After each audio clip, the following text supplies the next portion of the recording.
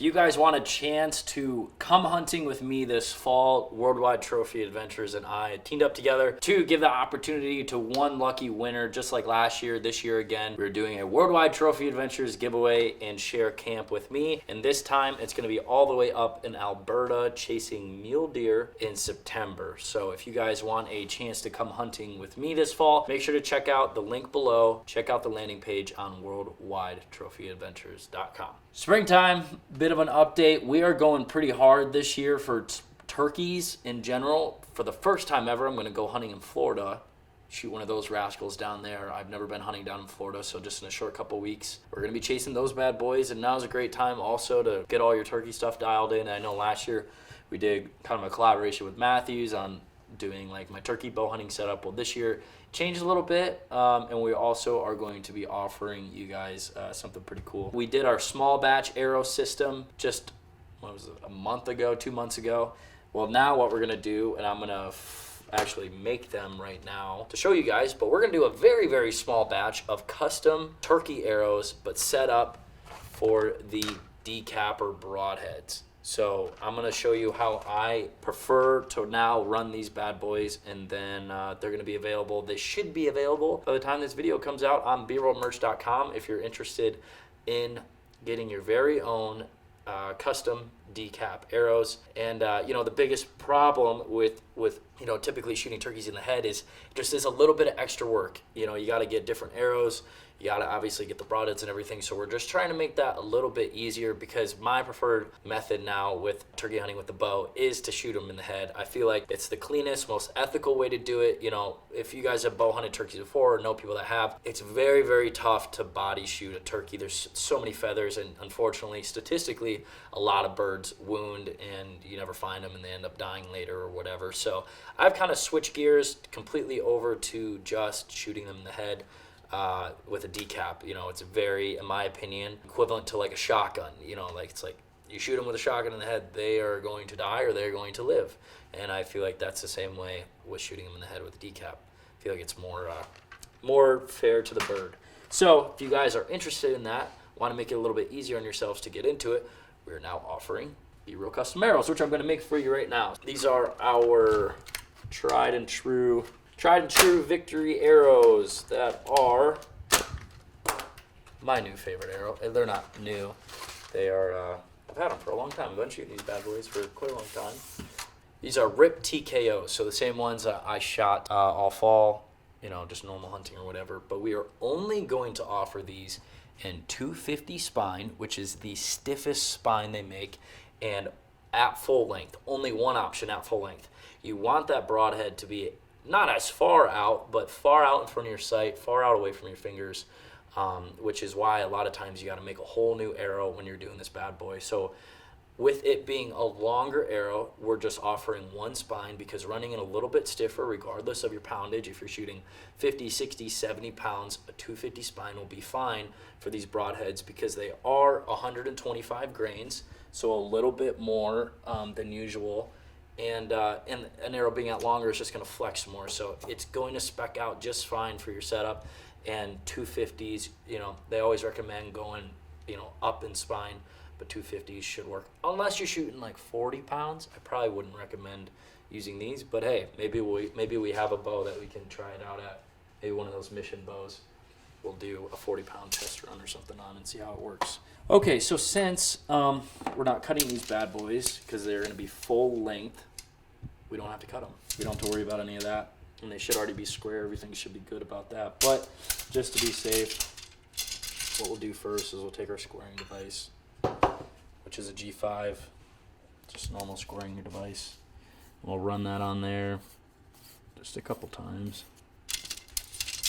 And I'm only going to make 3 of these arrows, so when we're selling these, it's going to be a packs of 3. I felt like that was just a good, you don't need a bunch of these. Hopefully you only need one shot. And they're kind of custom. Like, it's not the normal arrow that you typically shoot. You only pull these bad boys out for turkey season. It's not like you're filling your whole quiver or doing a lot of target practicing or anything with these. So you really only need 3 of these bad boys. Okay, so we got 3 of them square. Now what we're gonna do is we're gonna put a wrap on them. You would think that, you know, I would have my own arrow wrapping mat that I sell, but I don't, because I haven't picked one up from the warehouse yet. But I have my handy dandy Husky tool bench, little soft thing that I like to do my arrow wraps on.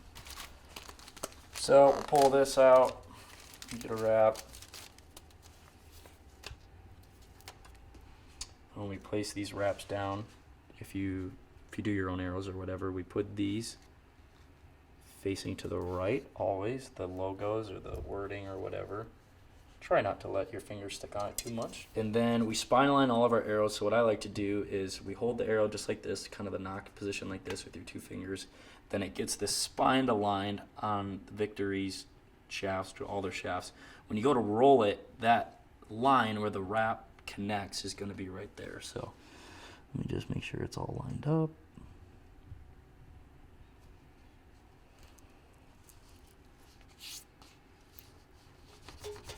Let's give it a couple, and then you can see that line, the wrap line, is now right in line with this spinal line. So when we go to fletch these, our top fletching will land right on that crease, which is good. It just added protection to keep it from popping up or anything, and it keeps all the arrows directly spine aligned. So at least from the get-go, you know, if you did a big batch of them or whatever, if you ever wanted a knock tune or you ever wanted to try something up, they're at least in the starting position the same. If you ever have one flying kind of weird or whatever, you can then spin it one direction and you now know that, hey, I'm going to just try this a different way. But typically, you know, Victory's spinal line, it's a pretty high percentage of being right on. It should be sticking up. It doesn't really matter if it's sticking up or down too much. It's always, they recommend at least that it's sticking up, this label, but it's more so that they're all in the same direction, that they're all doing the same thing. Okay, so one arrow's done. Lay our second wrap down. Get our spine aligned, all good. Make sure we're lined up. Good even pressure. I always like to wipe once on the wrap to make sure it's good. And we got number 2. So one more to go. Okay, so we got 3 arrows. And I kind of forgot to mention, for these limited edition, we got carbon dust on it. They're these limited edition turkey arrows. We're going with white, all white. I figured, why not? You know, limited edition, make it something different. White and yellow are by far our most popular ones, so it's like, why not switch it up? Okay, so we need our 4 Fletcher guy. 1, 2, 3, 4. 1, 2, 3. 1, 2, 3. Oh, that's 3 Fletch also. Bitzenberger Allen wrenches are the same as the top hat. Big broadheads in the front. You want more drag. I was talking to a ton of people at the Deer Classic in Iowa this weekend. They were having, you know, everyone was just having arrow questions and whatnot. It's very simple. It's not really an equation. It's just a good way to wrap your head around it. If you have a larger broadhead, a bigger broadhead in the front, you need more fletchings in the back. So the larger the broadhead, the more fletchings in the back you can have, or the more material. It's really just a material thing.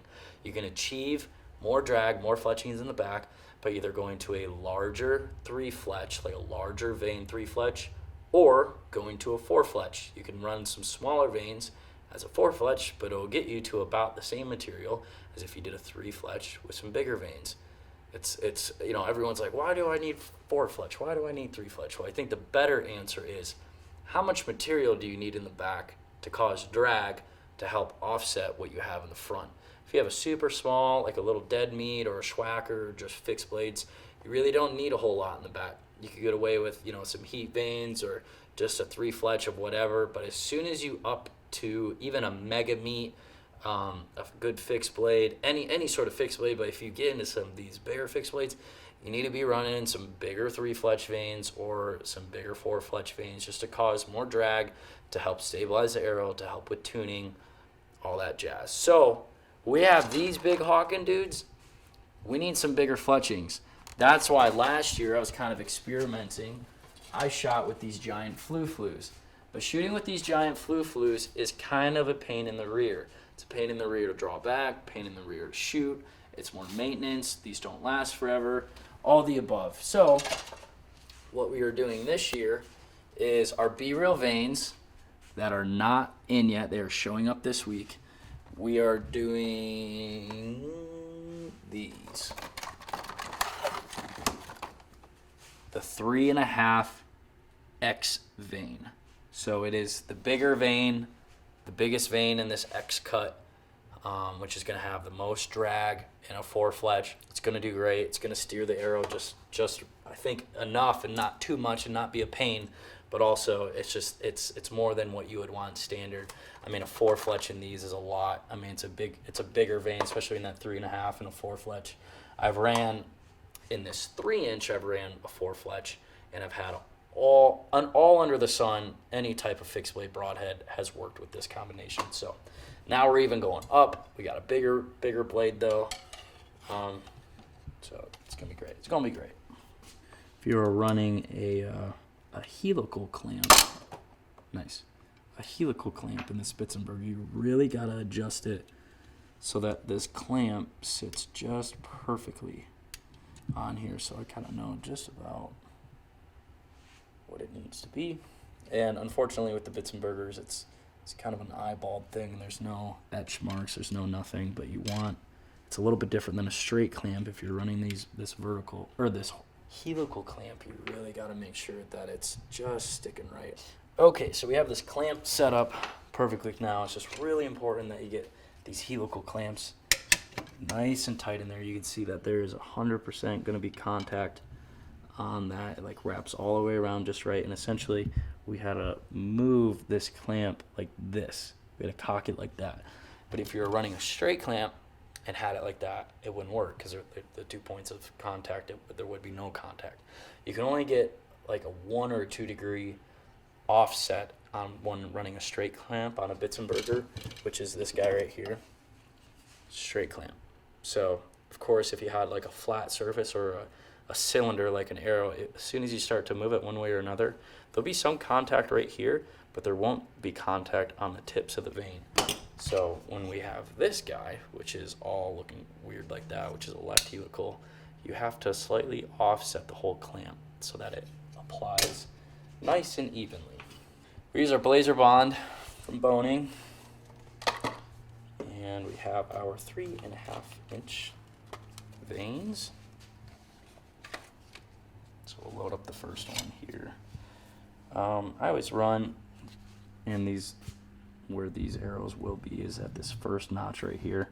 For 99% of people, this is good clearance away from their face and everything. You can go a little bit tighter if you want, or further if you're fletching your own arrows. It's kind of just personal preference, and the biggest thing is you just want the fletching far enough up the shaft that it's not rubbing into your face, your cheek, anything like that.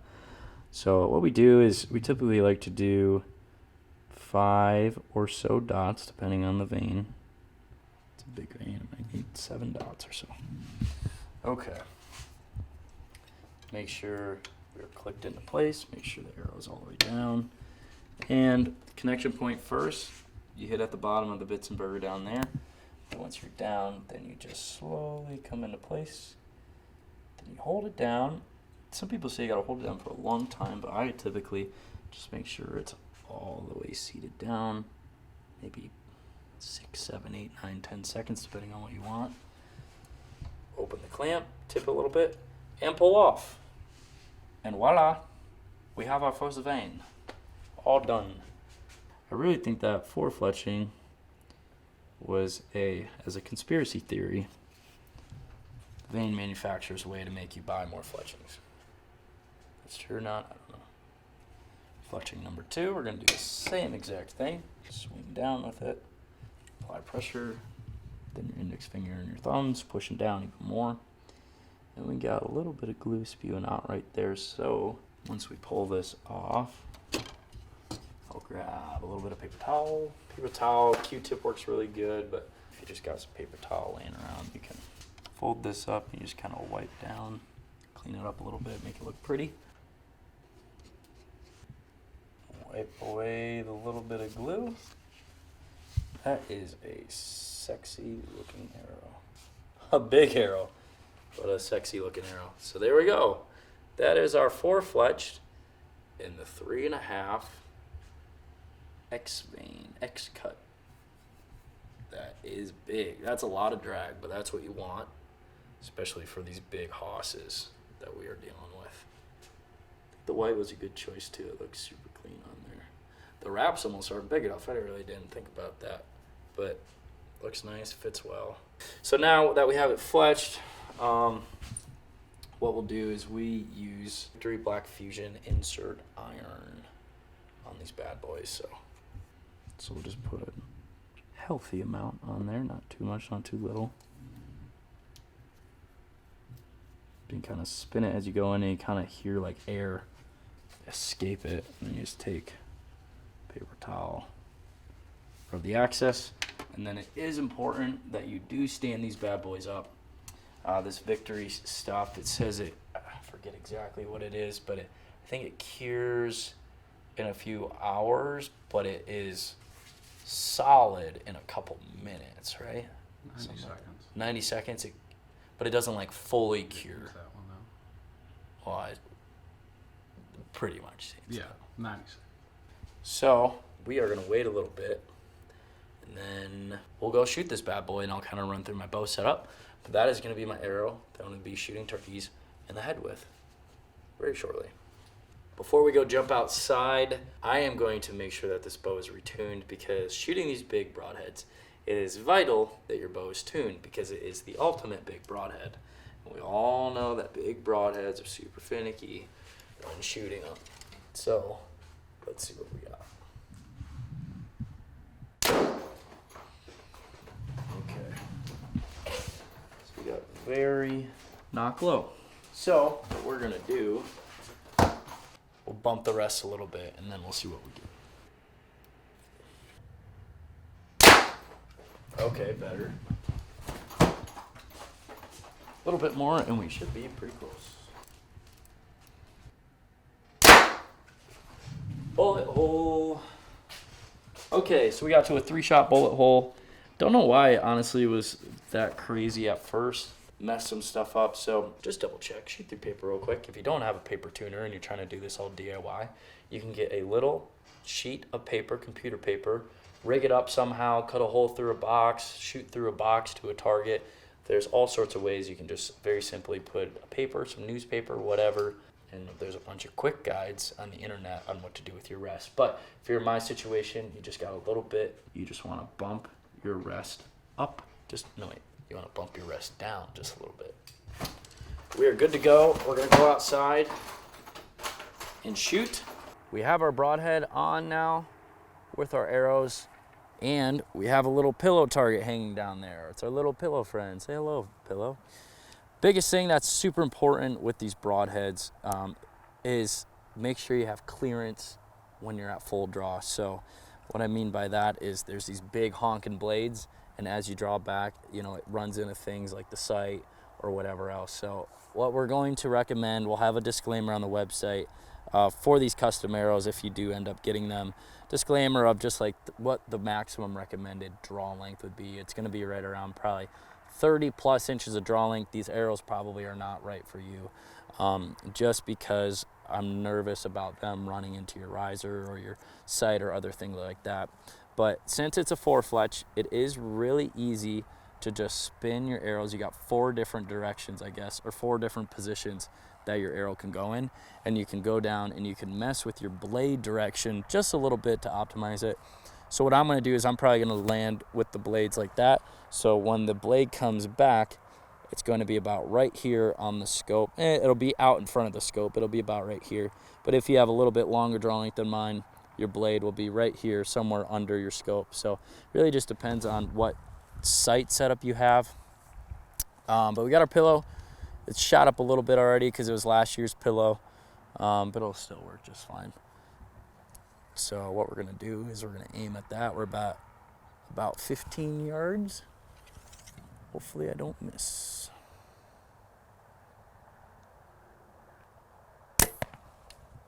Beautiful.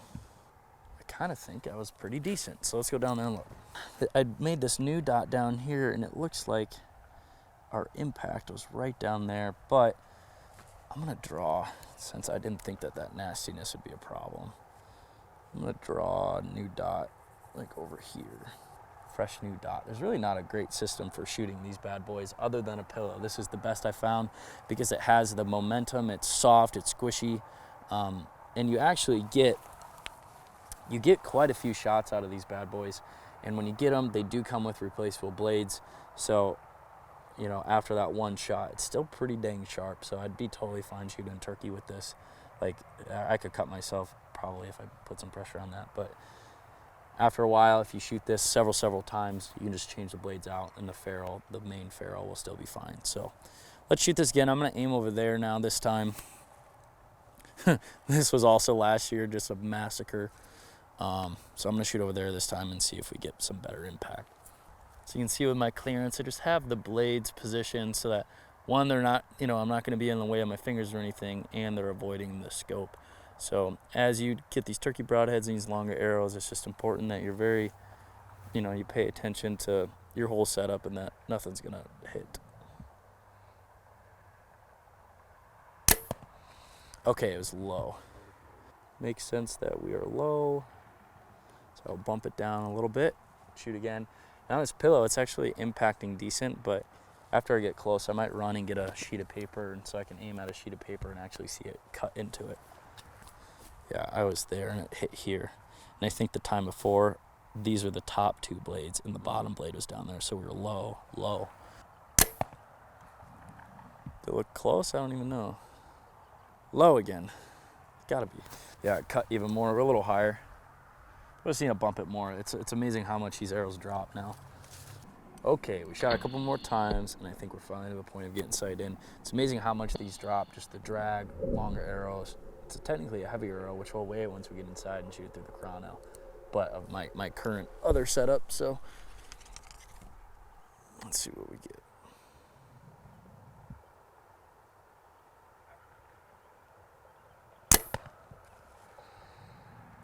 Oh, it actually stuck and it hit the dot this time.